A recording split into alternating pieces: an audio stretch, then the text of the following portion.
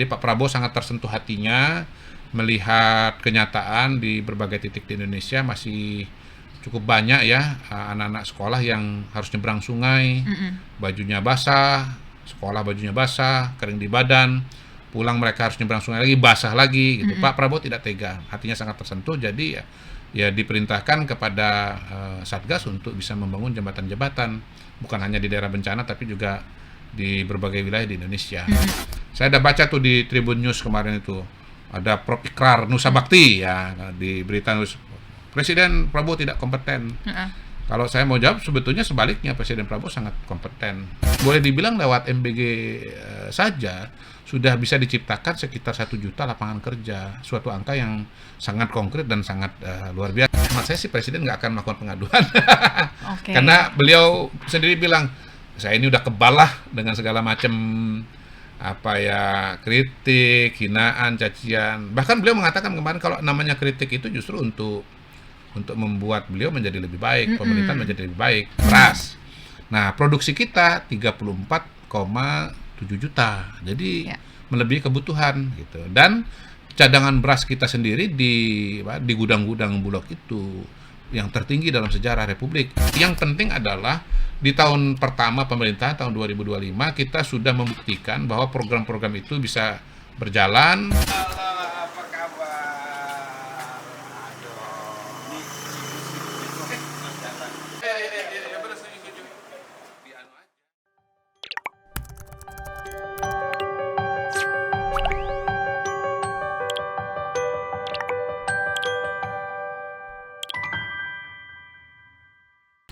Halo Tribuners, kembali di podcast Tribun News bersama saya, Apvia Tiokoni Billy. Dan Tribuners, memasuki tahun 2026, tentunya kebijakan pemerintah sangat dinantikan untuk memastikan kedaulatan negara dan juga mensejahterakan masyarakat. Terbaru pada Selasa, 6 Januari 2026 kemarin, Presiden Prabowo Subianto mengumpulkan para menteri dan juga kepala lembaga di Hambalang terkait dengan retret Kabinet Merah Putih. Kalau informasi terakhir yang didapatkan adalah retret kemarin tuh tujuannya adalah untuk evaluasi kerja pemerintah selama 1 tahun sepanjang tahun 2025 dan merumuskan langkah strategis dalam menghadapi tantangan di tahun 2026 ini. Dan untuk lebih lengkapnya, saat ini kita akan mengetahui bocoran lebih lanjutnya dari Kepala Staf Kantor Kepresidenan Bapak Muhammad Kodari yang sudah hadir di studio Tribun News. Halo, selamat sore Pak. Selamat sore. Panggilannya Via? Via. Oke. Kabar baik ya Pak ya? Alhamdulillah baik banget. Sampai jam berapa kemarin di Hambalang Pak? Kayaknya jam 10 kali ya. Iya ya, malam ya. Iya, tapi enak, bagus, adem. Kayaknya emang lebih sering dipanggil ke Hambalang ya Pak ya? Agenda-agenda di Hambalang jadi lebih sering? Bervariasi. Sebetulnya sih seingat saya lebih banyak di Istana Negara. Ya. Kebetulan juga, kemarin untuk variasi kelihatannya ya. Dan kalau bicara retret sebetulnya konteksnya itu ini kan awal tahun.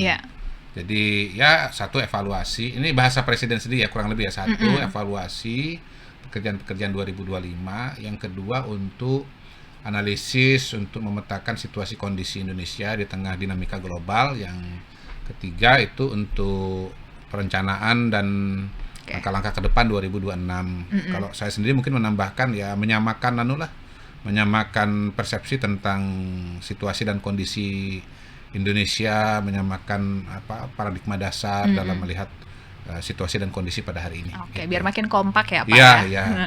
Juga di situ dipaparkan, selain arahan dari Presiden juga dipaparkan program-program prioritas pemerintah yang tentunya akan membuat pemahaman dan kekompakan dari kabinet itu akan menjadi lebih kuat. Karena kementerian-kementerian yang lain kalau mendengarkan paparan apa-apa yang dikerjakan oleh misalnya Kementerian Pertanian dengan swasembada berasnya, apa yang dipaparkan oleh Kementerian Perikanan, Kelautan dan Perikanan, apa yang dipaparkan oleh Danantara, tentunya akan punya sense of esprit de corps yang akan lebih kuat. Oke, ada beberapa poin kita breakdown satu persatu. Pertama dari evaluasinya dulu Pak. Apakah ada kementerian khusus yang mendapat perhatian dari Presiden Prabowo Subianto? Apakah emang yang kemarin paparan yang emang lagi ditonjolin banget sama Presiden Prabowo atau seperti apa Pak? Jadi memang pemerintah punya program-program prioritas ya. Jadi tidak semua kementerian kemarin paparan. Iya. Yang saya ingat itu pertama memang MBG sebagai salah satu, bahkan boleh dibilang program paling prioritas dari Presiden. Jadi MBG, Pak Dadan melaporkan bagaimana perkembangan MBG dari awal ya, setahun yang lalu. Kebetulan MBG itu dimulai 6 Januari 2025. Ya. Jadi acara kemarin itu ya setahun lah. Dan itu suatu prestasi yang sangat luar biasa. Karena apa? Dalam waktu 1 tahun bisa mencapai penerima manfaat 55 juta. Sementara negara-negara lain membutuhkan jangka waktu yang jauh lebih lama. Misalnya yang sudah melaksanakan MBG dari awal ya, dari jauh-jauh hari itu adalah Brazil. Brazil membutuhkan waktu sekitar 11 tahun untuk mencapai 40 juta penerima. Kita dalam waktu 1 tahun. SPPG-nya atau dapurnya sudah sekitar 20.000. Dan itu juga punya efek dan kontribusi kepada kegiatan ekonomi juga sangat signifikan. Karena kan setiap hari itu kalau tidak salah itu 885 miliar perputaran uang yang keluar dari MBG ini. Nah, dan itu kan melibatkan para pelaku ekonomi pada skala lapangan yang sangat-sangat konkret. Supplier sayur, beras, buah-buahan, ikan, ya, ayam, daging. Jadi betul-betul ekonomi itu bergerak pada tataran yang di lapangan. Dia juga membuka lapangan kerja dengan sangat konkret karena satu SPPG membutuhkan 50 orang pekerja. Jadi 50 kali 20.000 ya, karena program MBG ini dalam 1 tahun ini sudah dibuka sekitar 1 juta lapangan kerja. Itu SPPG-nya. Belum kalau kita bicara mengenai suppliernya, katakanlah satu SPPG dengan segala macam produk yang dibutuhkan, ada 10 supplier, dan satu supplier itu katakanlah pekerjanya 5 orang, 5 kali 10 kan 50 kali 20.000 1 juta lagi. Jadi boleh dibilang lewat MBG saja sudah bisa diciptakan sekitar 1 juta lapangan kerja, suatu angka yang sangat konkret dan sangat luar biasa. Jadi penerima manfaatnya itu adalah 55 juta orang, yang mayoritas itu adalah anak sekolah, ya. Di luar ada ibu hamil, ada ibu menyusui, dan ada balita. Kemudian pekerjanya sekitar 2 juta yang terlibat di dalam komunitas ini secara langsung. Kemudian juga perputaran uang yang berputar itu ya pada titik ini sudah hampir mencapai 1 triliun setiap harinya. Setiap harinya. Dan itu betul-betul ke lapangan. 300 T untuk 1 tahun. Dan itu Pak, terdistribusi di seluruh Indonesia. Ya. Gitu. Jadi suatu capaian yang sangat konkret dari MBG dan BGN. Kemudian juga ada paparan dari Danantara, dari Kementerian Pertanian. Dari Kementerian Pertanian sendiri kan juga ada capaian yang luar biasa, bagaimana di tahun 2026 ini 2025 maaf, itu bisa dicapai dalam 1 tahun swasembada. Padahal rencana awalnya itu swasembada beras itu adalah 4 tahun, tapi ternyata Pak Mentan bisa mencapai dalam waktu 1 tahun. Jadi kebutuhan beras kita itu setahun sekitar 30 juta. Jadi ngasih makan masyarakat Indonesia yang 285 juta ini setahun perlu 30 juta ton beras. Nah, produksi kita 34,7 juta. Jadi melebihi kebutuhan gitu. Dan cadangan beras kita sendiri di gudang-gudang Bulog itu yang tertinggi dalam sejarah Republik, lebih dari 3 juta ton, ya. Belum yang tersebar di rumah tangga, di restoran dan yang lain sekitar 12 juta ton gitu. Dan ini bisa dicapai lewat apa? Lewat berbagai macam perubahan-perubahan yang dilakukan oleh Pak Mentan. Misalnya beliau meregulasi, kalau tidak salah itu lebih dari 500 aturan. Jadi dengan perubahan aturan itu kemudian tercipta suatu situasi dan kondisi di mana yang tadinya tidak bisa swasembada itu bisa swasembada. Kita itu mengalami penurunan produksi beras loh dari 2023 ke 2024. Itu menurun. 2024 itu cuma 30 juta. Nah, yang kedua, kita melihat juga bahwa ternyata dengan perubahan regulasi, dengan ketegasan, itu ada suatu efisiensi yang bisa dihasilkan. Ya. Misalnya pupuk menjadi lebih mudah diterima oleh petani, makanya bisa produksi meningkat, ya kan. Kemudian bahkan harga bisa turun. Dan itu pun juga beliau meregulasi sekitar 150 aturan. Bayangkan untuk pupuk itu ada 150 aturan. Jadi luar Oke. biasa besar. Dan untungnya berkat Indonesia, karena Indonesia tidak impor beras, maka kemudian harga beras dunia itu turun. Jadi warga negara di dunia di negara-negara lain itu terbantu juga oleh swasembada beras di Indonesia. Jadi saya lihat data itu awal 2024 harga beras pernah paling tinggi 660 US dollar per ton. Terakhir sekarang ini tinggal 360. Jadi karena swasembada beras di Indonesia, harga beras di dunia turun. Nah, sebetulnya kan orang Indonesia ini pada hari ini ikut berkontribusi juga nih bagi masyarakat di negara lain yang konsumsinya itu juga beras gitu, karena harganya menurun gitu. Jadi Oke. banyak sekali capaian-capaian yang sudah dicapai oleh pemerintahan pada tahun pertama pemerintahan pada tahun 2025. Oke, yang menjadi kritik juga di akhir tahun kemarin Pak, karena tadi ngomongin MBG Ya. di awal itu memang dananya besar. Bagaimana Hmm. pemerintah memastikan dengan anggaran yang mungkin memotong dari Ya. dana Ya. kementerian-kementerian itu Ya. tidak membuat sektor-sektor lain tuh terbengkalai Ya. Pak. Dan kan kalau misalnya Ya. MBG nih dibutuhkan memang banyak banget. Ya. Nah, Ya. mungkin Bapak juga tahu nih kalau misalnya untuk MBG mungkin terpenuhi, tapi buat masyarakat mencari susu fresh milk itu jadi kesulitan Pak, karena kan itu semua diambil buat MBG. Nah itu Ya. bagaimana pemerintah memastikan MBG-nya Ya. lancar, tapi untuk masyarakat umum juga Ya. tetap kebutuhannya terpenuhi Ya. Pak. Ya, kacamatanya adalah kacamata bahwa pertama tentu pemenuhan gizi ya buat masyarakat, buat anak-anak kita. Jadi sebetulnya bukan suatu yang sia-sia, justru kita mau menyelesaikan suatu permasalahan ya, yaitu permasalahan stunting. Yang kedua meningkatkan IQ ya anak-anak Indonesia. Nah, yang kedua sebetulnya itu harus dilihat sebagai opportunity. Bahwasanya memang ada ruang-ruang yang sangat besar bagi perkembangan pertumbuhan di bidang katakanlah agrobisnis misalnya, agroindustri gitu.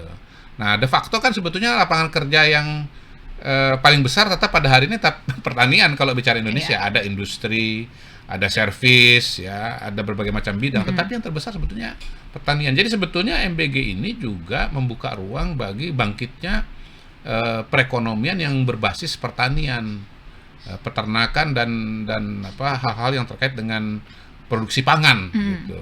Dan itu yang sebetulnya sedang dikejar juga oleh pemerintah. Jadi lewat Danantara. Nah, jadi ini bagaimana satu program kemudian bisa berkaitan dengan program yang lain. Ya. Danantara juga pada hari ini sudah mulai merencanakan untuk berinvestasi pada pembangunan ayam daging dan ayam petelur. Gitu. Karena untuk memenuhi gizi yang sudah ada, termasuk juga untuk susu, untuk sapi misalnya. Jadi kita justru menciptakan suatu momentum baru bagi tumbuhnya pertanian dan peternakan di Indonesia. Nah, ini yang kemudian harus dikerjakan secepat-cepatnya supaya jangan terjadi kekurangan, supaya harganya jangan jadi naik, inflasi gitu. Makanya Presiden kemarin juga salah satu kata kunci yang beliau ucapkan berkali-kali, kita harus segera, kita harus cepat gitu. Kenapa? Karena people's stomachs cannot wait gitu. Mengutip Bung Karno ya, perut masyarakat, perut warga itu tidak bisa menunggu gitu. Jadi ya kenapa harus bekerja dengan cepat, bekerja dengan keras? Karena harus memenuhi kebutuhan masyarakat Indonesia, sekaligus juga menggerakkan ekonomi. Oke, Ya. Pak Kodari, kemudian selanjutnya adalah terkait dengan evaluasi Ya. tadi. Ini kan Bapak tadi baru menjabarkan terkait dengan capaian-capaiannya, Ya, Pak. ya. Evaluasinya apakah ada mau Ya. lebih detail gitu, Pak? Ya. Presiden Prabowo tuh menekankan seperti apa untuk Yang saya kabinet tahun ini? Apakah ada fokus utama Ya. yang diutarakan? Ya, sebetulnya melanjutkan program-program prioritas ya, karena memang program prioritas Presiden ini pertama kan sebagian baru, Ya. kemudian skalanya besar, seperti MBG. Ya, bagaimana mencapai ini secepatnya, sesuai dengan target, yaitu 83 juta penerima dan sekitar 30.000 SPPG. Gitu. Kemudian kalau bicara pertanian misalnya, setelah kita beras, maka kemudian kita juga mau kejar jagung. Kalau jagung buat pakan hewan, ternak segala macam, itu alhamdulillah tahun kemarin sudah terpenuhi. Bahkan agak berlebih sekitar 0,5 juta ton.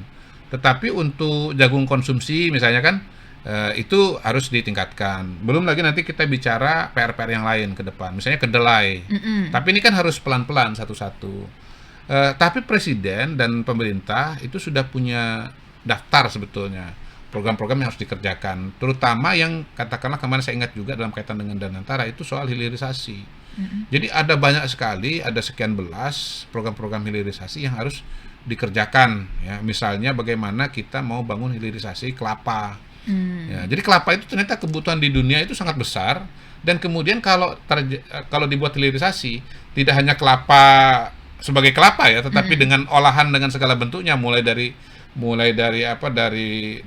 nata de coco sampai ke VCO, itu akan meningkatkan nilai tambah dengan sangat signifikan, sangat besar. Itu sudah ada rutenya. Yang jadi kepedulian atau jadi concern sekarang ini adalah bagaimana itu dilaksanakan dengan secepat-cepatnya. Bagaimana misalnya biodiesel ya, untuk bisa meningkatkan swasembada atau mencapai swasembada energi Indonesia. Itu juga secepat-cepatnya bisa dilaksanakan. Bahkan mungkin sebagian cerita itu adalah hal-hal yang kita nggak terlalu tahu. Gambir, saya juga baru tahu tuh bahwa gambir itu, kalau dulu kan taunya kalau nenek itu nyirih ya, tapi ternyata gambir itu produk yang punya turunan sangat panjang dan bisa sangat mahal karena dia dibutuhkan untuk produk-produk kosmetik. Itu juga jadi salah satu program yang harus dikerjakan oleh pemerintah ke depan. Jadi intinya sebetulnya karena ini baru mau tahun kedua, masih melanjutkan apa-apa yang sudah direncanakan gitu. Tentu dengan sistem yang lebih baik, kualitas yang lebih baik, dan mudah-mudahan dengan kecepatan yang juga lebih baik. Kesehatan misalnya, kita kan pengen 285 juta semua CKG, cek kesehatan gratis. Sekarang 70 juta. Artinya udah selesai belum? Belum. Masih banyak, masih panjang ke depan. Pembangunan RSUD, peningkatan kualitas rumah sakit umum daerah dari tipe D menjadi tipe C, direncanakan sekian puluh. Nah, yang belum selesai itu harus dikejar. Kemudian untuk bisa melengkapi fasilitas kesehatan terkait dengan penyakit-penyakit yang krusial misalnya. Bagaimana supaya identifikasi dan pelayanan pasang ring misalnya terhadap penyakit jantung itu bisa semakin luas di berbagai wilayah di Indonesia. Karena sebelumnya atau selama ini dia terbatas di daerah-daerah tertentu. Ya, dokter spesialis, bagaimana supaya kebutuhan dokter spesialis bisa dipercepat, baik lewat lewat pendidikan di kampus maupun dengan berbasis rumah sakit. Jadi masih banyak sekali. Yang penting adalah di tahun pertama pemerintah tahun 2025 kita sudah membuktikan bahwa program-program itu bisa berjalan. Kita juga kemudian bisa membuat agar program-program itu punya pondasi yang kuat lah untuk bisa diselesaikan. Oke, tapi cepat-cepat tapi perlu hati-hati juga dong Pak. Hah? Mengingat kasus kemarin tadi Bapak sempat bilang kelapa nih, kemudian pangan juga. Itu terkait dengan bencana, apakah ada evaluasi khusus terkait dengan penanganan bencana, dan kemudian tadi saya bilang kalau misalnya cepat-cepat pengen tapi hati-hati juga perlu nih Pak. Jangan sampai semuanya diambilin untuk ngejar target tapi nanti lupa kalau misalnya lahannya juga harus diperbaikin untuk menjaga stabilitas kehidupan kita ke depannya Pak. Ya, kalau bencana kemarin ada kabar baru, jadi sudah ditunjuk Ketua Satgas untuk rehabilitasi dan rekonstruksi. Satgas jembatan itu ya Pak ya? Bukan, jadi secara menyeluruh. Secara kita ingat mungkin tahun 2004 ada tsunami Aceh ya, ada Badan Rehabilitasi dan Rekonstruksi karena harus bisa mengembalikan kehidupan, melakukan pembangunan ulang, fasilitas-fasilitas dan rumah-rumah yang rusak misalnya. Jadi ya, kerusakan tahun ini kan karena bencana di 3 provinsi itu, khususnya di Aceh dan Sumatera Utara kan juga besar. Bagaimana kemudian rumah-rumah itu ada yang udah nggak bisa ditempatin, harus ada huntara, ada huntap, lalu kemudian ada sawah-sawah yang tertimbun dengan lumpur. Nah, semua ini kan perlu direhabilitasi dan perlu direkonstruksi supaya kehidupan kembali normal. Nah, itu ketuanya Pak Tito Karnavian kemarin sudah ditunjuk. Kemarin waktu mau mulai rapat juga dipaparkan video-video bukan hanya di daerah bencana tapi juga seluruh Indonesia ada satgas atau ada tim untuk membangun jembatan. Jadi Pak Prabowo sangat tersentuh hatinya melihat kenyataan di berbagai titik di Indonesia masih cukup banyak ya anak-anak sekolah yang harus nyebrang sungai, bajunya basah, sekolah bajunya basah, kering di badan. Pulang mereka harus nyebrang sungai lagi, basah lagi gitu. Pak Prabowo tidak tega, hatinya sangat tersentuh. Jadi ya ya diperintahkan kepada Satgas untuk bisa membangun jembatan-jembatan, bukan hanya di daerah bencana tapi juga di berbagai wilayah di Indonesia. Jadi ada pembahasan mengenai bencana yang terjadi di Sumatera. Oke. Kemarin mungkin Bapak juga tahu ya Pak, banyak kritik terkait dengan penanganan bencana oleh pemerintah di akhir tahun dari sejumlah pihak, termasuk dari para pengamat politik. Pemerintah dinilai lamban, bahkan kita bisa bilang masyarakat 1, pemerintah 0, karena masyarakat lebih cepat gitu warga bantu warganya. Pak, itu bagaimana tanggapan dari Istana Pak? Udah dijawab oleh Letkol tadi, oleh Pak Seskap bahwa pemerintah sudah bergerak bahkan pada detik pertama. Memang pada waktu itu tidak ada media, ya, tapi pemerintah bergerak. Saya sendiri kebetulan pada hari-hari pertama bencana itu juga ada di Sumatera Barat, dan saya adalah orang yang menjemput kiriman Hercules yang pertama ke Sumatera Barat. Saya ikut menjemput, saya melihat bantuan yang diberikan, makanan, kemudian untuk perangkat komunikasi ada Starlink, lalu kemudian ada perahu karet, berbagai perlengkapan lah, genset ya, untuk bisa membantu masyarakat yang terkena bencana. Dan memang yang sudah digerakkan oleh pemerintah sebetulnya luar biasa. Pada press conference pada bulan Desember ya kalau nggak salah itu, pada yang pertama lah, yang pertama itu kan diceritakan bagaimana ada 100 kapal lebih, baik laut, kemudian udara yang bergerak, lalu kemudian alat berat yang digerakkan ada 1.000, dan pada press conference yang kedua diceritakan bagaimana jembatan itu sudah dibangun dalam waktu yang cepat, biasanya perlu waktu 1 bulan, tapi ini bisa diselesaikan dalam 1 minggu, bagaimana aparat bekerja sama dengan masyarakat. Jadi sebetulnya pemerintah itu bergerak dengan sangat cepat. Yang harus kita ingat juga bahwa memang bencana kali ini secara karakter itu memang sangat berat ya. Jadi kali ini ada 2 jenis masalah yang muncul. Pertama itu adalah air, yang kedua itu lumpur. Kalau di tempat lain mungkin kalau airnya banjir lalu surut, sudah hilang masalah itu ya, tinggal misalnya membersihkan menata perabot dan sebagainya. Nah, kalau sekarang ada lumpur juga.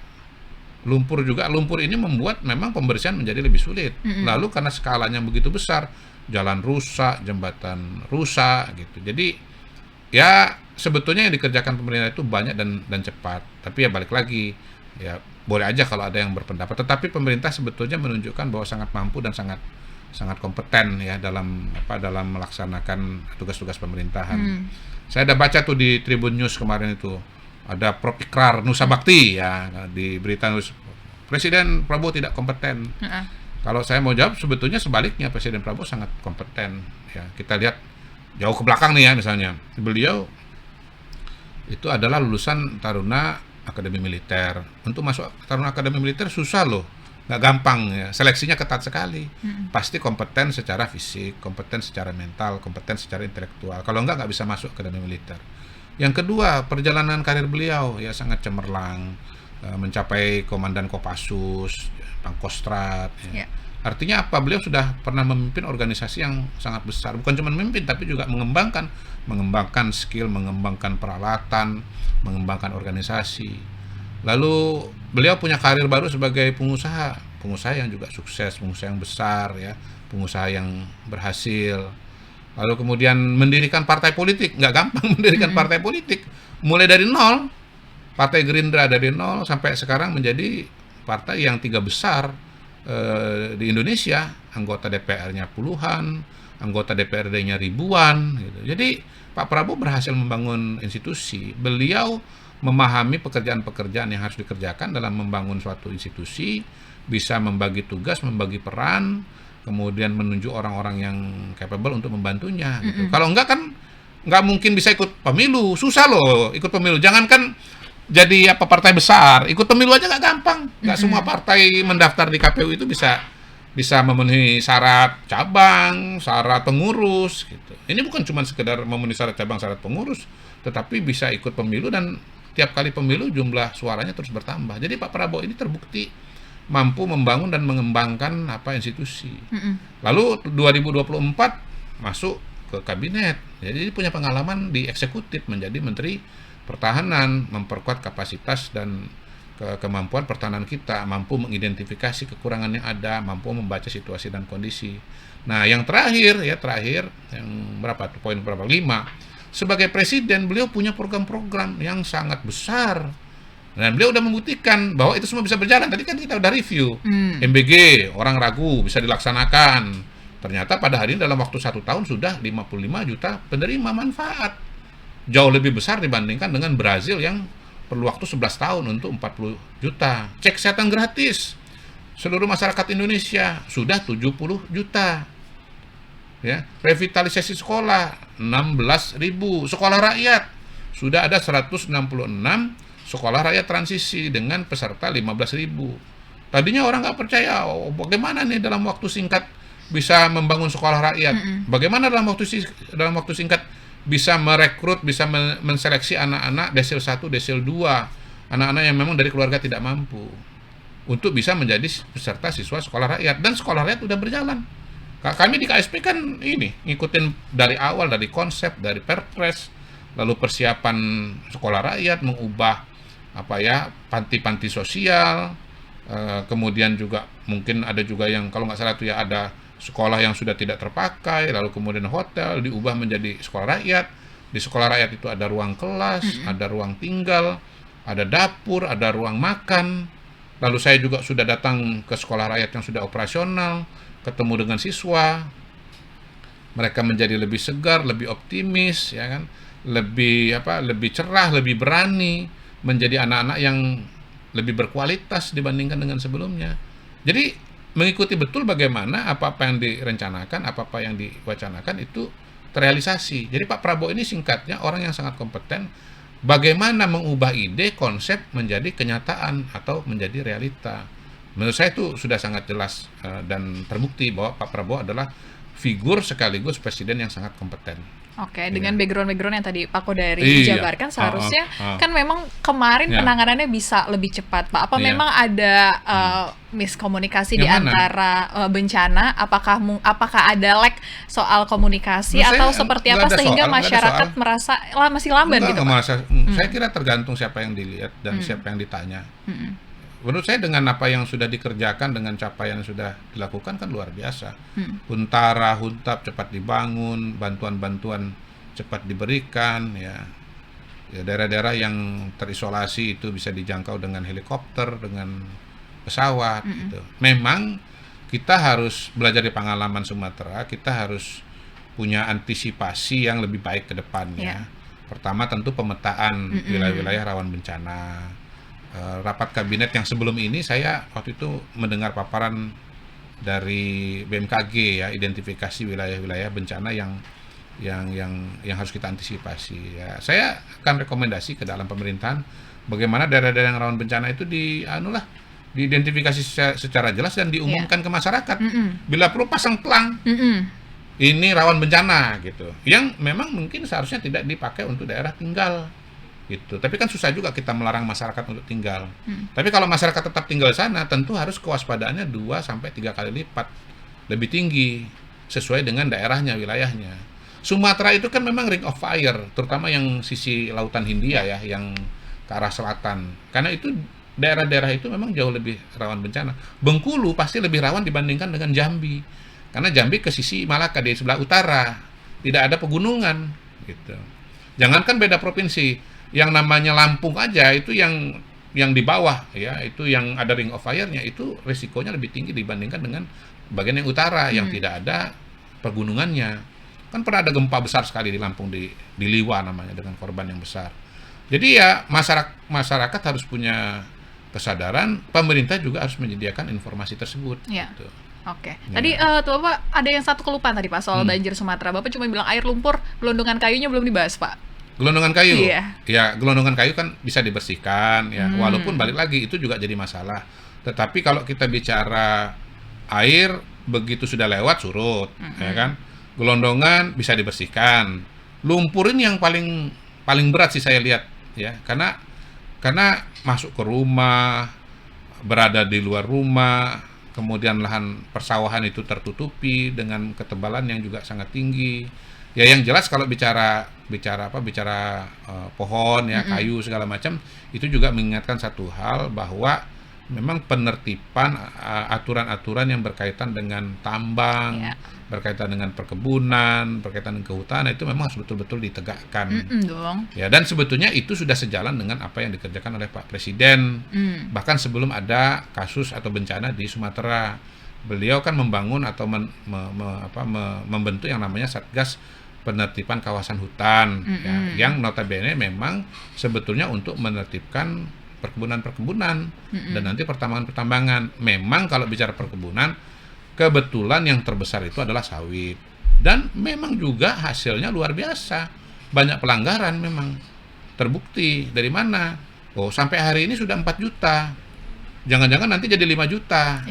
Lahan-lahan kebun sawit yang ilegal gitu. Nah, kalau ilegal ini kan artinya dia keluar dari koridor aturan-aturan atau syarat-syarat lingkungan.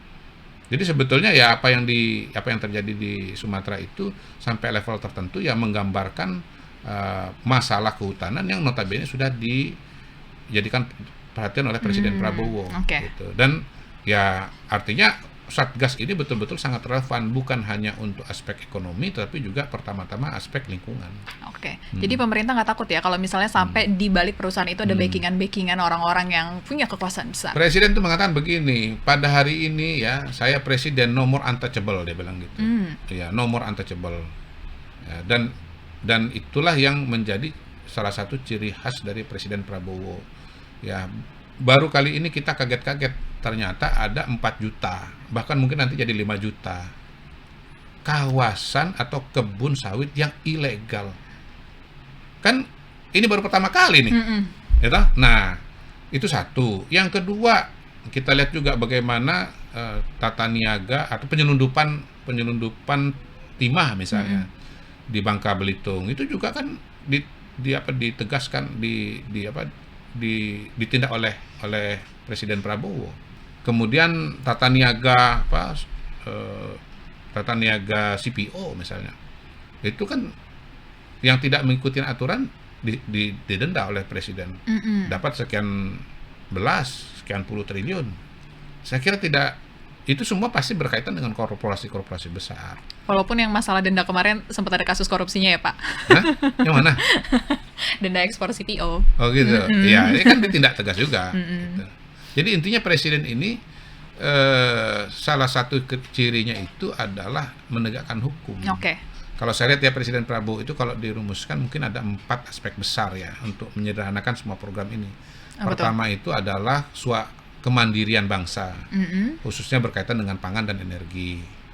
Ya tadi kita udah ceritain juga kan bagaimana secara pangan, beras kita sudah swasembada menuju produk-produk yang lain. Energi kita juga sedang berusaha kerja keras menuju ke sana. Yang kedua pengembangan SDM.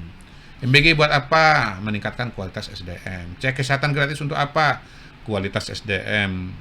Revitalisasi sekolah untuk apa? SDM. Sekolah rakyat untuk apa? SDM. Kemudian itu beliau ingin mengembangkan atau menumbuhkan penghasilan masyarakat. Lihat mana MBG? Diciptakan suatu siklus ekonomi di mana yang namanya pertanian kita dan peternakan kita bisa punya off-taker yang konsisten dan jumlah yang besar. Sekarang kan peternak ayam, peternak telur itu omsetnya luar biasa tinggi itu. Tahu, tempe itu omsetnya meningkat dengan sangat signifikan. Jadi ini adalah sebuah upaya dari Presiden untuk secara konkret meningkatkan pendapatan masyarakat. Nanti ada yang namanya Koperasi Merah Putih. Koperasi Merah Putih juga akan bisa meningkatkan pendapatan masyarakat. Saya mengalami itu di Padang, bagaimana petani-petani madu itu off-takernya adalah koperasi. Jadi mereka nggak perlu kesana kemari lagi. Yang beli itu nanti koperasi. Jadi mereka setor madu, lalu mereka nanti bisa ambil barang di koperasi itu, barang-barang sembako. Itu kan nanti produksi madunya dihargai sekian. Berarti dia bisa ambil barang-barang kebutuhan pokok senilai dengan madu yang mereka setor itu. Nah, pada hari ini Koperasi Merah Putih sedang pada tahapan membangun gerai. Dari 80.000 kalau tidak salah sekitar 20.000 itu sedang pembangunan. Nanti kalau sudah ada gerainya, masyarakat bisa dapat kebutuhan pokok dengan lebih mudah, dengan lebih murah gitu. Dan kalau nanti koperasinya berjalan dengan baik, ada keuntungannya nanti balik ke masyarakat lagi yang menjadi anggota gitu. Itu 3. Yang keempat ya penegakan hukum dan keadilan. Ya, Satgas PKH untuk kebun sawit, nanti untuk lahan tambang gitu kan. Kemudian penegakan hukum untuk timah, penegakan hukum untuk perdagangan CPO, untuk minyak bumi. Jadi itulah 4 ciri program Presiden Prabowo yang saya lihat dalam waktu 1 tahun ini sedang dikerjakan dan akan terus dikerjakan, dan kalau dikerjakan nanti akan membuat bangsa Indonesia akan naik kelas dan kesejahteraan dan kualitas masyarakat Indonesia akan semakin baik. Oke, Pak Kodari mau tahu dong bagaimana sih komunikasi Bapak dengan Pak Presiden? Apakah tiap hari ada meeting khusus atau seperti apa gitu Pak komunikasinya? Yang tiap hari dengan Presiden itu adalah Pak Seskap sama Kemensesnek. Kalau KSP itu walaupun namanya kantor staf kepresidenan, tapi yang dikawal itu adalah program prioritas. Program prioritas. Jadi kita mengawal program prioritas. Kita ya istilahnya apa ya, bodyguard-nya Presiden lah untuk program-program prioritas. Jadi kita juga membuat laporan kepada Presiden ya perkembangan dari program-program prioritas. Lalu sesuai dengan tupoksinya KSP monitoring isu ya, kita lihat baik isu kebijakan, isu ekonomi, isu kesejahteraan. Itu kalau ada masalah ya kita komunikasi dengan kementerian, dengan lembaga, kita cek masalahnya apa, lalu kita komunikasi juga soal solusinya apa. Kalau melibatkan antar KL itu kita undang datang ke kantor kami di Minagraha, dan itu kita update kepada Presiden supaya Presiden tahulah perkembangan situasi dan kondisi di lapangan. Oke, termasuk juga terkait dengan KUHP dan KUHP yang baru berlaku. Ini ada satu yang jadi sorotan terkait dengan pasal 218 ya. Penghinaan pada Presiden ini jadi sensitif sekali. Itu bagaimana tanggapannya dari KSP, Pak? Yang pertama tentu kita harus bangga ya bahwa ini adalah produk dari anak bangsa sendiri. Kita tahu bahwa KUHP dan KUHP lama merupakan produk kolonial. Dan bangsa kita udah merdeka 80 tahun. Masa pakai produk kolonial? Ya, selain produk kolonial ya juga tentunya sudah jauh di belakang ya. Perkembangan hampir 100 tahun katakanlah begitu. Nah, yang kedua maksud dan tujuan dari KUHP dan KUHP baru ini adalah mencari sebuah mekanisme yang betul-betul terbaik ya, termasuk salah satunya untuk menjaga hak asasi manusia, untuk menjaga demokrasi kita. Jadi yang saya pahami ya, karena saya bukan orang hukum ya, bahwa pasal itu kan sebetulnya baru bisa dipakai kalau Presiden sendiri yang melakukan pengaduan. Nah, itu sebetulnya juga justru untuk jangan sampai yang namanya pengaduan itu menjadi mudah. Monitoringnya kan dari Bapak tadi katanya. Iya, kalau tidak ada, kalau bukan pasal aduan, nanti ada kelompok-kelompok yang mengatasnamakan Presiden lalu melakukan pengaduan gitu. Padahal Presiden sendiri tidak punya maksud dan tujuan untuk itu. Jadi saya mungkin jawabannya cuma begini, walaupun ada pasal pengaduan gitu. Hemat saya sih Presiden nggak akan melakukan pengaduan. Karena beliau sendiri bilang, saya ini udah kebal lah dengan segala macam kritik, hinaan, cacian. Bahkan beliau mengatakan kemarin kalau namanya kritik itu justru untuk membuat beliau menjadi lebih baik, pemerintahan menjadi lebih baik gitu. Karena bisa jadi masukan kan? Iya, kebal bukan berarti tidak menerima kan, Pak? Hah? Kebal bukan berarti tidak menerima, tetap menerima kritik dong, Pak. Oh, pasti beliau tetap mengatakan menerima kritik, sangat terbuka ya, dan melihatnya sebagai justru bantuan untuk memperbaiki kualitas kebijakan publik gitu. Ya, jadi pasal itu justru untuk mencegah jangan sampai kemudian ada orang-orang yang mengatasnamakan Presiden, lalu kemudian membuat laporan-laporan gitu. Sementara Presiden sendiri tidak punya niat ke arah sana. Oke, ditunggu deh Pak, semoga makin kompak soalnya 2029 ini masih lama Pak. Iya, pasti. Ya kita optimalkan waktu yang ada untuk secepat-cepatnya untuk bisa meningkatkan kualitas masyarakat. Dengan cara apa? Dengan menuntaskan program-program yang ada. Itu concern Presiden ya. Beliau ingin melihat rakyat Indonesia khususnya yang menengah ke bawah bisa tersenyum. Penanganan bencana semoga terrealisasi dengan baik. Kemudian MBG lapangan kerja semoga juga tercipta. sesuai Ya dengan sebetulnya janji, banyak sih. semuanya ya banyak Iya, nih. Ada iya, 3 iya. buku Saya belum sempat Tribuners. cerita Nah. Kampung Nelayan ya. Oh. Bagaimana rencananya nanti akan bangun 1.000 kampung nelayan di seluruh Indonesia. Informasi dari Kementerian Kelautan dan Perikanan itu ada sekitar 3.000. Nanti akan 1.000 yang akan di-upgrade. Jadi di kampung nelayan itu nanti ada pelabuhannya, ada kasih kapal, ada pabrik es, ada cold storage.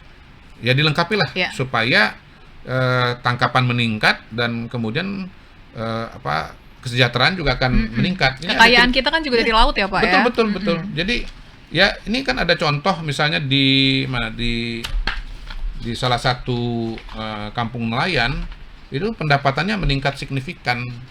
Bisa sampai kalau di musim panen atau musim produktif itu sampai hampir 90% dan di musim paceklik itu 50% gitu. Jadi program dari Presiden untuk kampung nelayan ini betul-betul punya manfaat yang terasa sangat nyata bagi masyarakat di daerah nelayan ya, daerah nelayan di seluruh Indonesia. Ini 100 dulu. Jadi nanti menuju kepada 1.000. Ini Oke.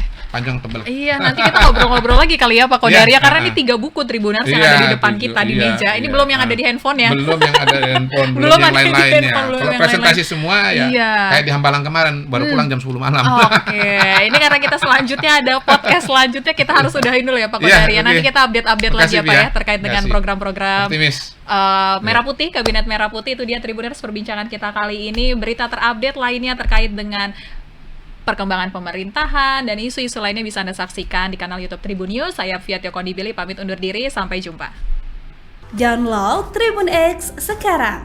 Menghadirkan lokal menjadi Indonesia.